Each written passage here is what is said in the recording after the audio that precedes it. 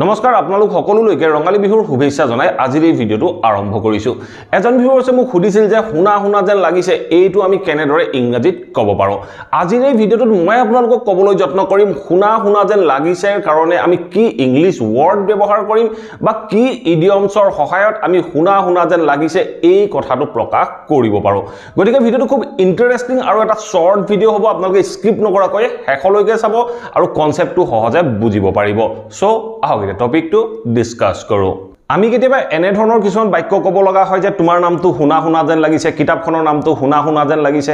এই শুনা যেনটো আমি ইংৰাজীত প্ৰকাশ কৰিবলৈ যাওঁতে আমি এটা ওয়াৰ্ড বা ইডিয়মছ ব্যৱহাৰ কৰিব পাৰো সেই ইডিয়মছটো হ'ল ৰিং এ বেলৰ সহায়ত আমি শুনা যেন লাগিছে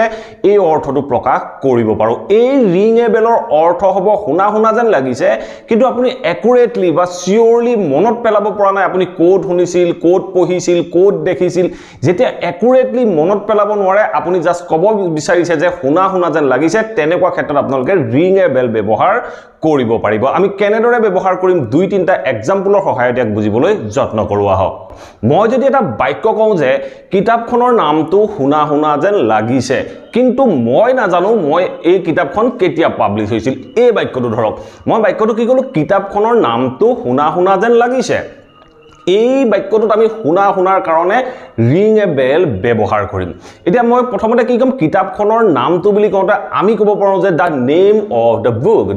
অফ দা বুক কিতাপখনৰ নামটো শুনা যেন লাগিছে বুলি ক'বলৈ যাওঁতে আমি ক'ব পাৰো ৰিংছ এ বেল এনে ধৰণে আমি ক'ব লাগিব আমি ক'লো যে the name of the book rings a bell কিতাপখনৰ নামটো শুনা যেন লাগিছে তাৰ পিছত মই কি কৈছো কিন্তু মই নাজানো এইখন কেতিয়া পাবলিশ হৈছিল তেতিয়া আমি ক'ব পাৰো বাট আই ডোন্ট know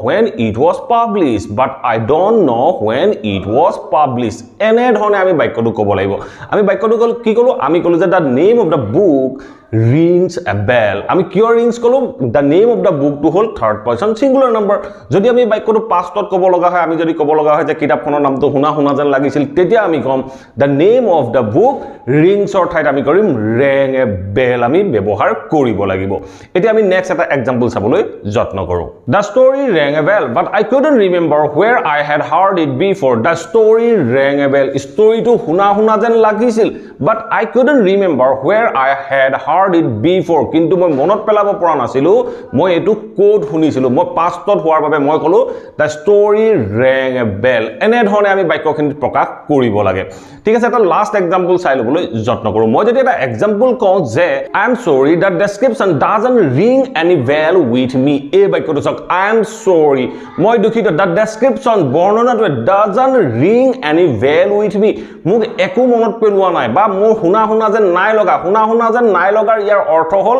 মোক একো মনত পেলাব পৰা নাই তেনেকুৱা ক্ষেত্ৰত আমি বাক্যটো কৈছো যে I am sorry the description doesn't ring any bell with me